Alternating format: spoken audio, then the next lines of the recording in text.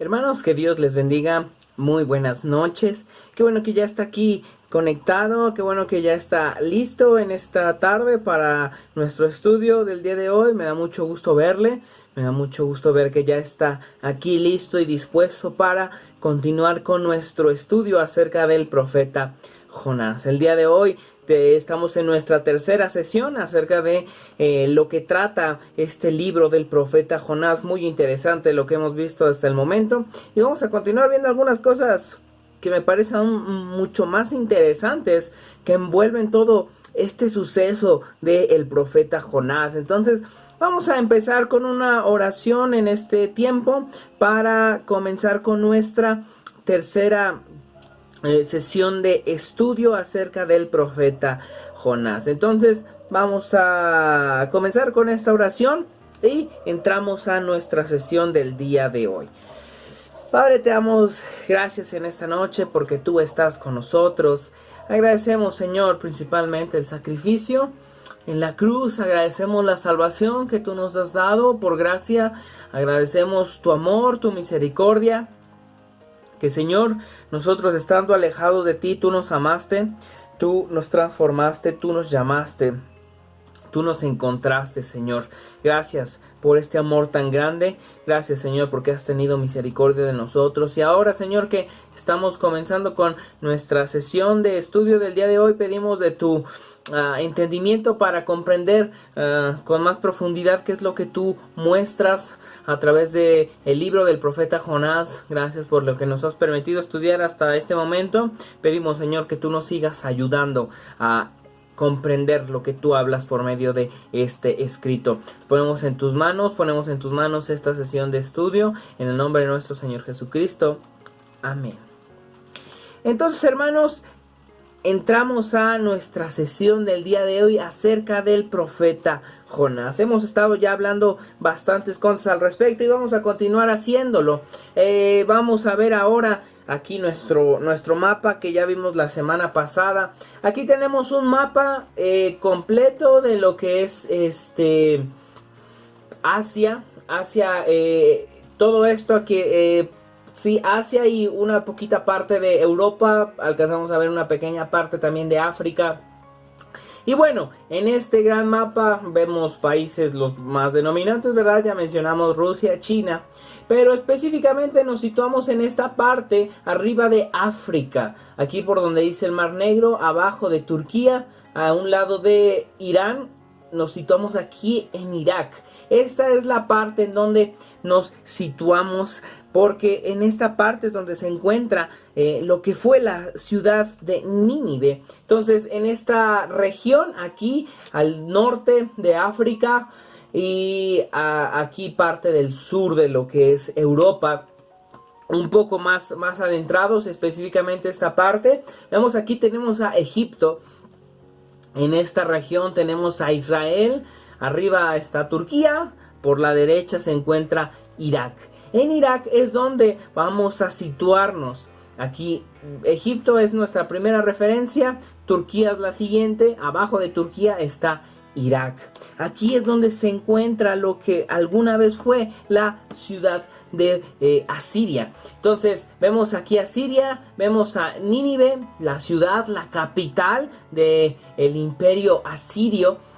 Vemos aquí cómo se muestra todo lo que abarcaba el imperio asirio de color rojo, toda esta región, toda esta zona, desde el mar Mediterráneo hasta el Golfo Pérsico, una pequeña parte del mar Rojo. Toda esta parte fue el imperio asirio.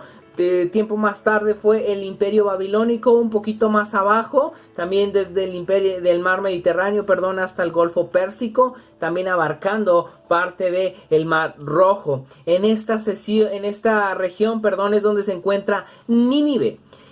Aquí donde hoy en día es Irak. Regresamos a nuestro mapa anterior. Vemos aquí esta zona. Aquí entonces este es el Golfo Pérsico, este es el mar Mediterráneo y este es el mar Rojo. Aquí en Irak es donde hoy en día se encuentra lo que alguna vez fue Nínive. Entonces existen las ruinas de esta ciudad, existen las ruinas de lo que fue pues esta ciudad bíblica. Entonces vemos, empezamos a hablar acerca de la ciudad de Nínive, por eso empezamos a ver el mapa, dónde es que se encuentra, qué es Nínive. Vemos que el enfoque de el relato del profeta Jonás tiene que ver con esta ciudad gentil. Era gente que no conocía a Dios, era gente que básicamente no sabía quién era el Dios de Israel. Parte de aquí es de donde venía su maldad. Y mencionábamos que esta ciudad fue fundada por Nimrod desde Génesis, desde el bisnieto de Noé. Desde allá es donde se remonta la ciudad de Nínive, la fundación de la ciudad. Este pasaje lo vimos ya la semana pasada al final. Y es probablemente la ciudad más grande del mundo antiguo. En su tiempo, muy probablemente fuera la ciudad más grande. Jonás capítulo 1 dice así. Jonás 1 en el verso 2. Vamos a verlo en la versión que hemos estado viendo, que es la Nueva Biblia Viva. Dice así: ve a la gran ciudad de Nínive. Nínive era conocida por ser una gran ciudad. Era la capital del imperio. Como sabemos, pues los imperios eran grandes. Los imperios abarcaban gran territorio. Lo acabamos de ver aquí en el mapa. Cuánta extensión de tierra ocupaba el imperio, específicamente asirio. Nínive era la ciudad principal. Era la capital, por lo cual era conocida como una gran ciudad. No era cualquier ciudad, era la capital del imperio. Entonces, un imperio grande. Vamos a ver el 3.2 que dice, otra vez, cuando se habla de Nínive, varias veces se dice la gran ciudad de Nínive. ¿Por qué no era cualquier ciudad? Vuelve a decir aquí en el 3.3, Nínive era una ciudad muy grande. Tan grande era que se necesitaban 3 días para recorrerla, caminando, obviamente, ¿no? Era tan grande que se necesitaban 3 días para recorrerla. Entonces, cuando predica Jonás, muy probablemente se tardó estos 3 días, por eso lo especifica aquí. En esa ocasión Jonás obedeció y fue a Nínive. Nínive era una ciudad muy grande. Tan grande que se necesitaban 3 días para recorrerla. Por eso dice el 4. Cuando entró Jonás el primer día a la ciudad y comenzó a predicar, el pueblo se arrepintió de sus malas obras. Desde el primer instante en que Jonás empezó a predicar, la gente se arrepintió. Y vamos a ver qué dice el 4:11. Dice así, estas son palabras del Señor. Dice, ¿y por qué no iba yo a tener lástima de la gran ciudad de Nínive? Dice, con sus 120,000 habitantes que no saben distinguir entre lo bueno y lo malo. 120,000 habitantes. Es un número bastante grande. Era una ciudad realmente grande. Un estadio, por ejemplo, un estadio de fútbol puede abarcar... Aquí en México los estadios pueden meter 30,000 personas, 40,000 personas. Se necesitarían en este caso 4 estadios para representar toda la gente que vivía en Nínive. Entonces era una ciudad realmente grande, muy grande, muchos habitantes en este lugar. Con Jonás la gente se arrepintió, se volvió a Dios y hicieron votos al Señor. Tristemente fue destruida 150 años después, ya que la generación del tiempo de Jonás, pues obviamente murieron. 150 años, pues esa gente ya era adulta, murieron. Y la siguiente generación tristemente no permaneció viviendo de acuerdo a la voluntad de Dios. Y de estos 150 años más tarde viene el otro profeta, que es el profeta Nahum, para hablar en contra de Nínive. Entonces vemos este contraste claro de Nahum. Vamos a hablar después, no quiero profundizar tanto. Dios muestra su amor y su misericordia con Jonás a través del profeta Jonás. Ellos se arrepienten y Dios los perdona. Con Nahum ya se había mostrado el Señor su misericordia. Ya no era el momento para. Aunque si ellos se hubieran arrepentido, Dios los hubiera perdonado, porque así es el Señor. ciudad de Asiria que fundó Nimrod, que quiere decir poderoso cazador en oposición a Jehová. Entonces, para empezar, desde que empieza, Nínive ya tiene como sus fundamentos en contra de Dios. El que la funda, que es Nimrod, en algunas otras versiones aparece como Nimrod.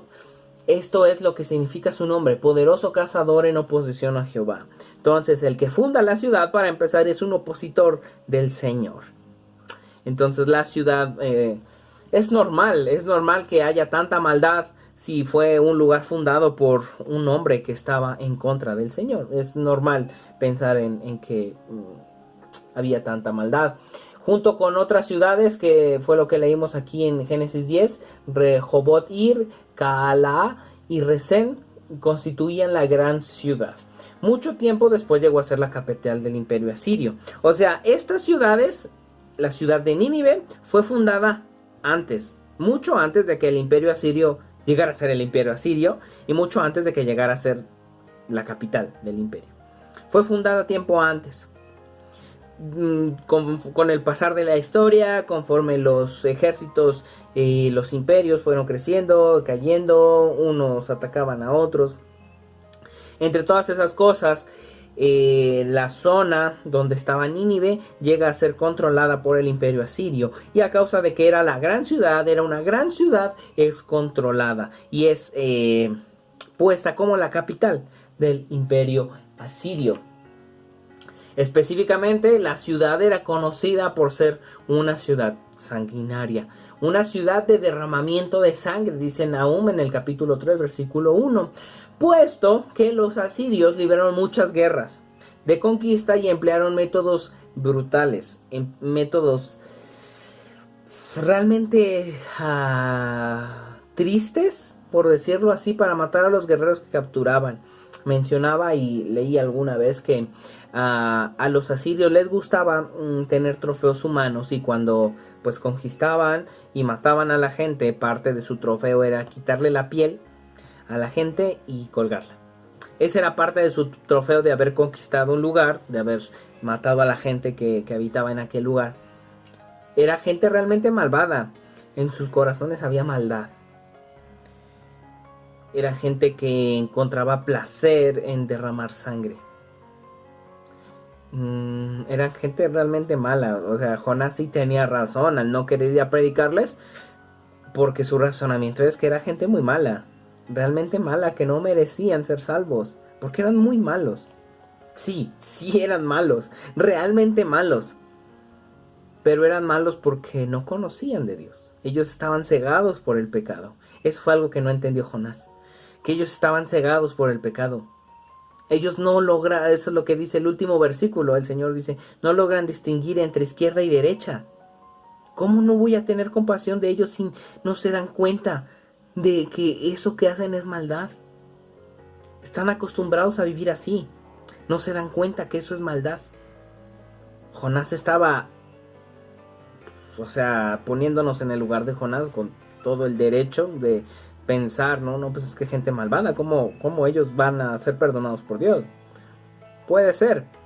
Muy probablemente él tenía razón, en su razonamiento humano él tenía razón, hay que admitirlo, pero el Señor estaba viendo más allá. Su maldad no era por precisamente que quisieran hacerlo, sino simplemente que estaban cegados por el pecado. Ellos no habían escuchado acerca de Dios, ellos no habían escuchado acerca de que lo que estaban haciendo era maldad, que eso que hacían era algo que a Dios no le agradaba. Ellos no lo sabían, y el Señor tiene misericordia de ellos, porque como hemos hablado, el ser humano por naturaleza es pecador, y pecamos porque por naturaleza somos pecadores. Así ellos pecaban porque esa es su naturaleza. La gente básicamente que ahora pues es diferente, porque el Señor ha dejado su ley impresa en nuestros corazones, pero la respuesta o la manera de vivir de los asirios es básicamente la manera de vivir de la gente que nunca ha escuchado el evangelio, que nunca ha escuchado acerca del Señor, que nunca ha escuchado acerca de la misericordia. Ahora en este tiempo ya no, porque el Señor ha puesto, como lo repito, su ley en nuestros corazones. Sabemos, al final de cuentas, incluso la gente que no ha escuchado el Evangelio, tienen sus normas sobre las cosas que están bien y están mal, porque el Señor ha puesto moralidad en nosotros, su moralidad, aunque ha sido esta infectada por el pecado. Pero la respuesta de ellos, la manera de vivir, es normalmente lo que somos todos en potencia, pecadores, y la práctica del pecado a tales grados, porque somos seres pecadores por naturaleza. Por eso el Señor tiene misericordia de nosotros, porque no hay algo que podamos hacer. Nosotros, por cambiarlo, no hay nada. El Señor es quien lo hace. El Señor es quien tiene la capacidad de hacerlo, porque nosotros no hay. Los asirios, los ninivitas, somos nosotros. El Señor vio esa necesidad tan grande. Y así como el Señor dice de ellos aquí específicamente vamos a verlo rápido, Jonás 4, aquí ya estoy aquí, no saben distinguir entre lo bueno y lo malo y todo su ganado. Esto lo dice esta versión, la Reina Valera dice que no saben distinguir. Dice, hay más de 20,000 personas, que no saben discernir entre su mano derecha y su mano izquierda, porque están cegados por el pecado. No saben, no se dan cuenta.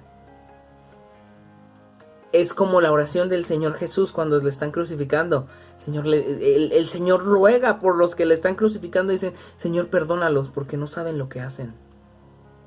Aquí Dios tiene misericordia de ellos porque no sabían lo que estaban haciendo. Nadie les había dicho. Nadie les había predicado que lo que estaban haciendo estaba mal. Eso era algo que no entendía Jonás. Eso es algo que no se dio cuenta Jonás. Me parece interesante que el libro termina con esta frase. Jonás ya no dice más nada al respecto. Pero aquí nos da la razón del por qué el Señor tiene misericordia de ellos. Porque ellos no sabían. Jonás no entendía esto. Jonás no se había dado cuenta de que ellos no entendían. Que ellos eran malvados porque no sabían que eso que estaban haciendo era maldad. Estaban cegados. Totalmente cegados, y por eso el Señor tiene misericordia de ellos. Por eso. Y Jonás no se daba cuenta. No se daba cuenta de eso. Entonces, bueno, mencionamos esto y continuamos mencionando que el arrepentimiento de Nínive tiene un perfecto sentido, dando a la extraordinaria llegada de Jonás. Pensémoslo un poco. Ahora que, bueno, me mencionaba la semana pasada que Jonás, muy probablemente él, a la hora de aventarse de la embarcación al agua, su pensamiento sigue siendo morir y no ir a predicar, porque ¿quién en su sano juicio para empezar a hacer eso, no? Se tira y luego en medio del mar, o sea, aunque supiera nadar, ¿hacia dónde iba a nadar? Entonces el Señor lo salva de una manera extraordinaria a través de un gran pez tragándoselo. El Señor lo salva porque Jonás estaba pensando en morir y en no ir a predicar. O sea, la razón por la cual él se avienta de la barca, de la embarcación, es porque la gente, los marineros, están sufriendo por su culpa. Él se da cuenta y dice, pues ustedes no tienen la culpa, pues yo me voy y pues mejor si me muero para no ir a predicar. El Señor lo salva, porque esa era la idea de Jonás. El Señor lo salva de una manera extraordinaria, lo guarda en un pez grande y después el pez lo expulsa en la costa para ir a Nínive, cerquita. Jonás no se da cuenta de lo grandioso que es Dios y a veces nosotros tampoco. Pero el pez lo lleva ahí cerquita ya, de ahí para ir a predicar. Entonces, esta manera de llegar de Jonás es una manera extraordinaria, fuera de lo común, es un milagro. Sobre las costas del Mediterráneo, esto tiene mucho sentido, y para los que lo escucharon y lo vieron, porque obviamente lo vieron, esto es importante porque en aquel lugar, en aquella zona, había un dios llamado Dagón. Y este era uno de los dioses a los que más tributo se le rendía. Y este dios llamado Dagón tenía una característica un tanto llamativa. Y es que Dagón era un dios pez. Entonces, este dios gozaba de popularidad en los panteones de Mesopotamia, que aquella región era Mesopotamia, y la costa mediterránea oriental, o sea, donde está el mar Mediterráneo, que ya mencionamos, toda esta región, existía esta deidad llamada Dagón. Y varias veces se menciona en la escritura, entonces vamos a verlo aquí rápidamente, algunos de estos versículos. Dagón era un dios al que se le rendía adoración. Vamos a ver Jueces. El libro de los Jueces, capítulo 16, versículo 23.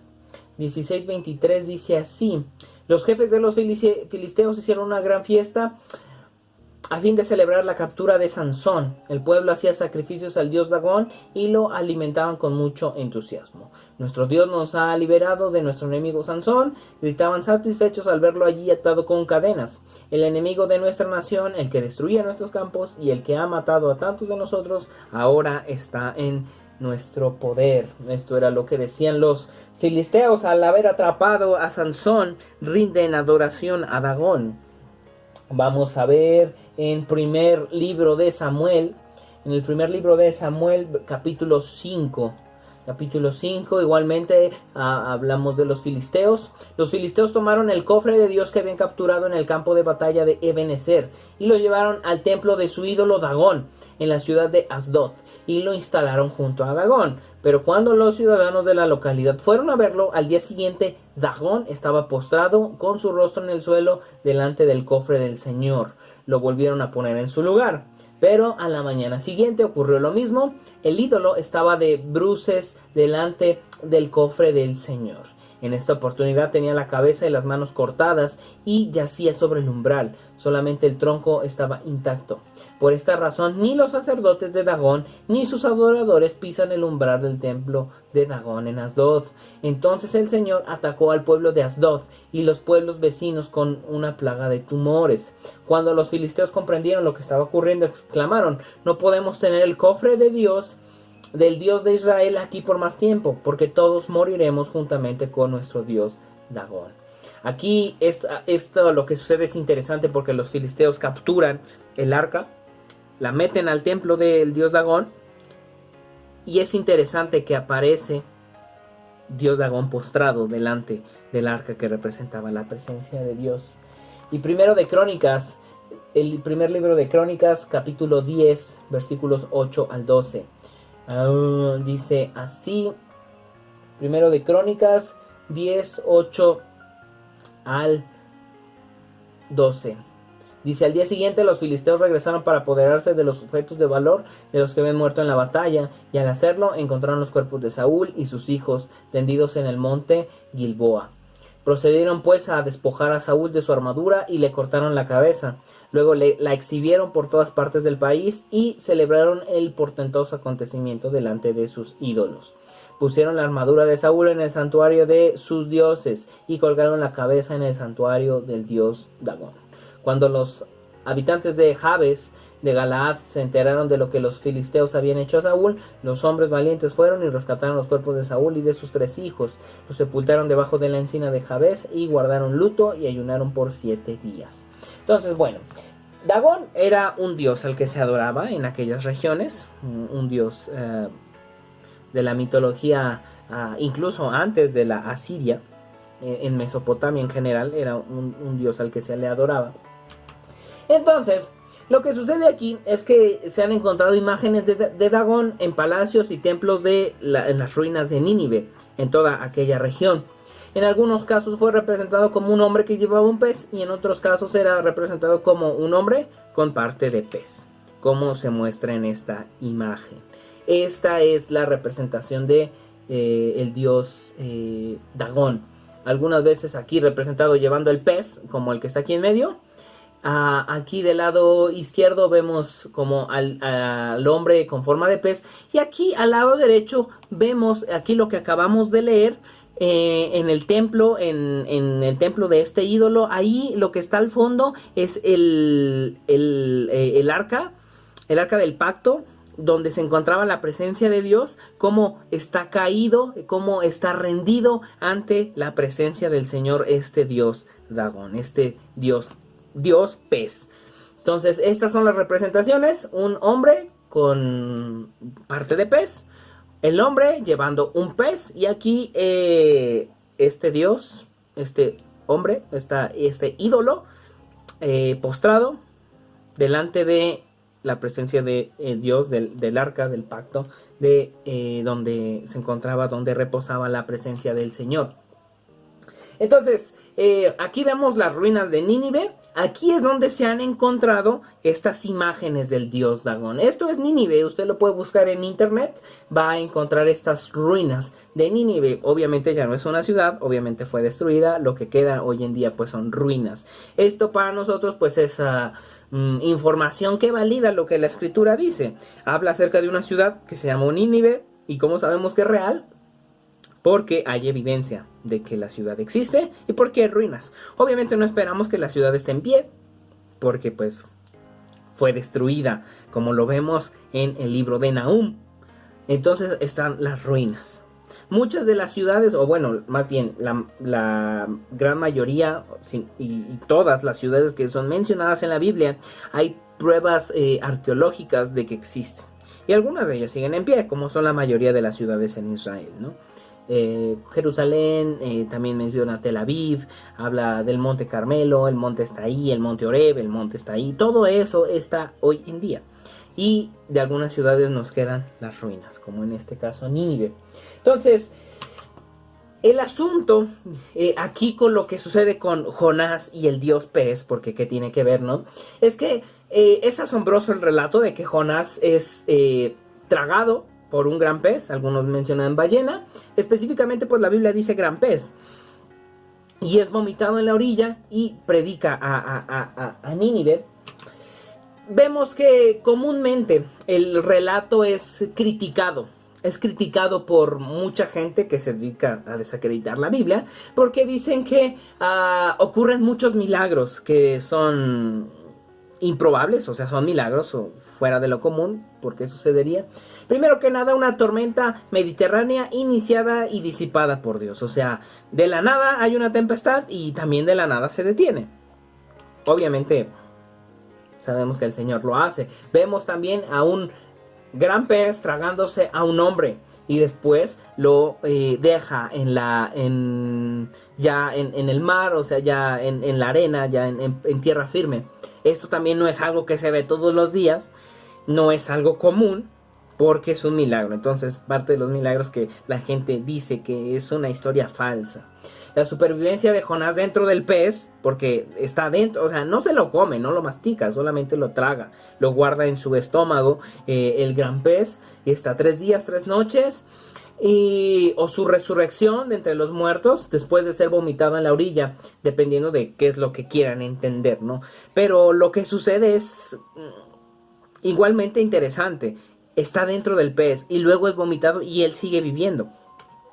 No son cosas que se vean todos los días, obviamente. Jonás es vomitado en la orilla. Una calabaza designada por Dios para crecer y dar sombra a Jonás aparece de repente, y esta calabaza es destruida, se seca por un gusano, y después un viento ardiente, caluroso, un aire que tenía un calor fuerte, que es ordenado por Dios para molestar a Jonás, y esto causa molestia en él. Todas estas cosas, para alguna gente que se dedica a criticar la escritura, no tienen sentido. Pero para nosotros la respuesta la tiene el Señor Jesús. Él se encarga de quitar todo tipo de dudas, y debemos de saber que la palabra del Señor Jesús es la palabra final ante cualquier circunstancia. El Señor Jesús cita al profeta Jonás y hace referencia a él como un personaje literal e histórico, por lo que la historicidad de Jonás es asegurada por el Señor Jesús, y no queda duda acerca de eso, porque habla acerca de Jonás como que es una representación del milagro de su muerte y resurrección, y como él, el Señor Jesús, es una persona mayor al profeta Jonás. Entonces, si el Señor Jesús, habla acerca de Jonás, no hay por qué dudar. Es un evento milagroso, lleno de muchos milagros, porque para empezar, la salvación de la gente es un milagro del Señor. Entonces, se nos ha acabado el tiempo. La semana que viene vamos a continuar hablando de esto. Si tiene alguna duda o alguna pregunta, puede acercarse con confianza. Nos vemos aquí la otra semana para continuar con nuestro estudio acerca del profeta Jonás. Que Dios les bendiga, hermanos. Nos vemos.